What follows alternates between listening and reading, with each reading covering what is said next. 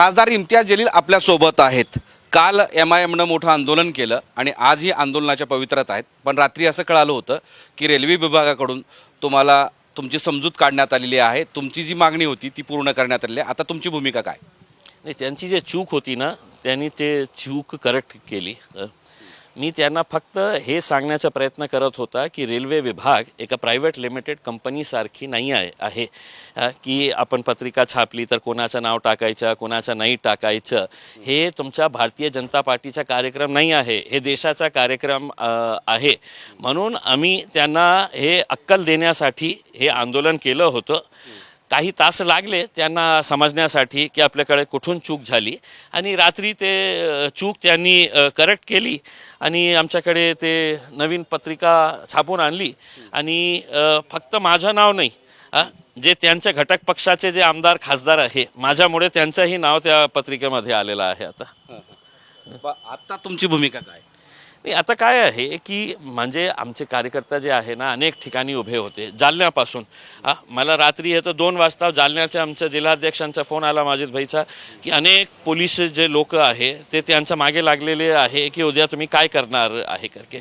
मी म्हटलं की कोणत्याही परिस्थितीमध्ये आपल्याला हे करायचं नाही. तुम्ही जे काले झेंडे दाखवणार होते ते दाखवा आणि त्यांना समजावून सांगा की अशा प्रकारची तुम्ही वागणूक करणार असेल तर आम्ही लोकशाही मार्गाने आम्ही त्याचं आंदोलन करणार आहे.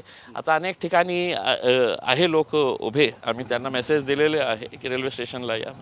अच्छा, म्हणजे तुमचं आंदोलन रेल्वे स्टेशन तिथं होणार, पण तुम्ही इथले खासदार आहात, तुमचं नाव टाकणं अपेक्षित होतं असं तुम्हाला जरी वाटत असलं तरी केंद्रीय अर्थराज्यमंत्री डॉक्टर भागवत कराड असं म्हणाले की तुम्ही कोल्हेकुई करू नका, हा कार्यक्रम पंतप्रधानाचा आहे.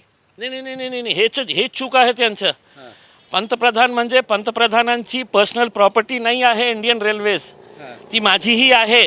आणि जेव्हा डॉक्टर भागवत कराड आणि त्यांचे खासदार आणि त्यांचे घटक पक्षांचे खासदार जेव्हा मोदी करून हे तो टेबल वाजवत होते ना, तर इम्तियाज जलील या खासदार जे आहे ना माझ्या जिल्ह्याच्या माझ्या रिजनच्या मराठवाड्याच्या विकासासाठी मी लढत होता, भांडत होता.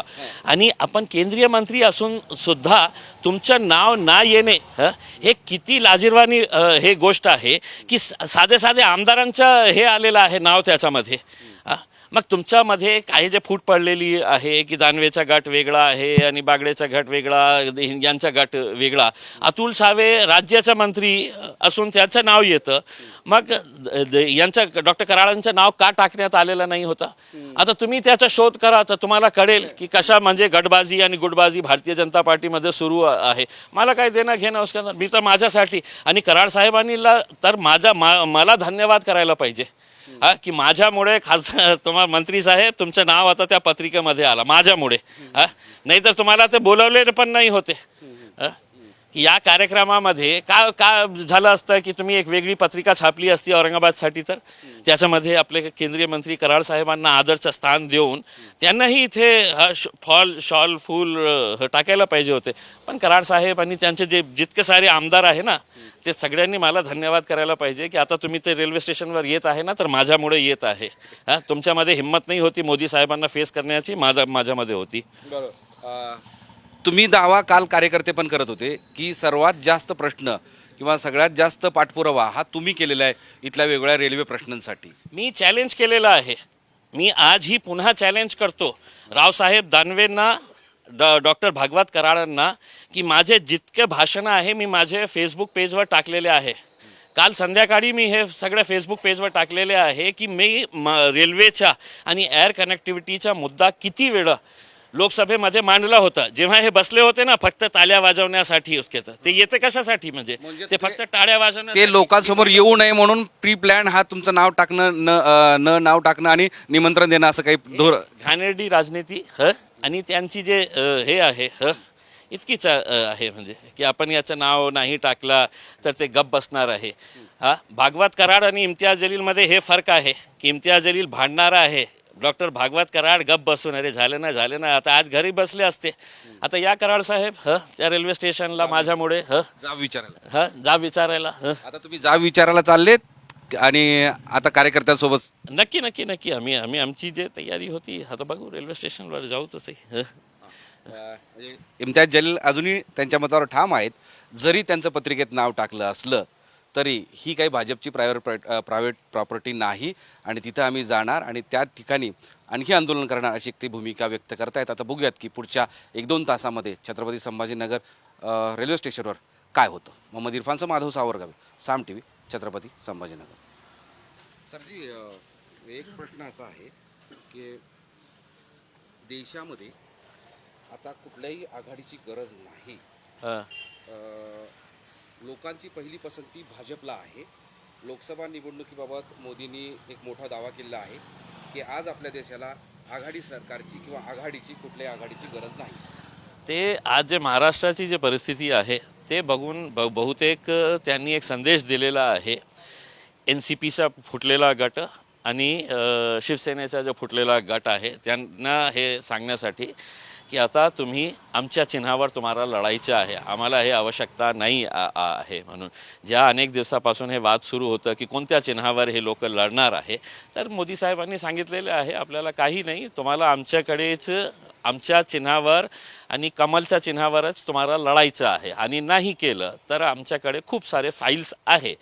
चॉईस तुमच्याकडे 2च आहे, आमच्यासोबत या किंवा तिहारला जा किंवा मुंबईच्या जेलमध्ये जा किंवा हर्सुल जेलमध्ये जा, हे 2च पर्याय राहिलेले आहे त्यांच्या पुढे. पुढच्या काळात या NDA मधल्या घटक पक्षाची अवस्था काय होईल असं तुम्हाला वाटतं? तुम्ही चित्र बघत असाल ना त्यांचं घटक पक्षांचे. नाही काय हे की मोदी साहेबांना हे सांगण्याची आवश्यकताच नाही होती. मोदी साहेबांनी हे सांगायला पाहिजे होतं की 2014 पासून जेव्हा मी आलो या देशाचा पंतप्रधान म्हणून, या देशामध्ये मी लोकशाही संपवण्याचा पूर्ण काम केलेलं आहे. 10 वर्षामध्ये माझा मिशन अकॉम्प्लिश्ड झालेला आहे. लोकशाही संपलेली आहे आणि हुकुमशाही माझ्या काळात आहे आणि ते अजून कशा बळकट करता येईल त्या रस्त्यावर ते चालत आहे. आता 2024चं जे निवडणूक आहे, असा त्यांची लोकशाही नसली असती, हे हुकुमशाही नसली असती तर 150 खासदारांना की बाबा आमच्या लोकसभेमध्ये 2 लोक सिक्युरिटी ब्रीच करून सगळं जे खासदार आहे त्यांच्या जीवाला धोका होऊ शकतो, त्याचा उत्तर देण्यासाठी अमित शाह साहेब तुम्ही लोकसभेमध्ये या आणि त्याचा उत्तर द्या. हे मागणीसाठी 150 खासदारांना तुम्ही निलंबन करतो, हे लोकशाही आहे का हुकुमशाही आहे, याच्या बाबतीत मोदी साहेबांनी बोलावं. देश विदेशातील प्रत्येक घडामोडींचे लाईव्ह अपडेट मिळवण्यासाठी आता साम टीव्हीच्या सर्व सोशल मीडिया प्लॅटफॉर्मला लाईक, फॉलो आणि सबस्क्राईब करा. तसंच सर्व नोटिफिकेशनसाठी बेल आयकॉन प्रेस करायला विसरू नका.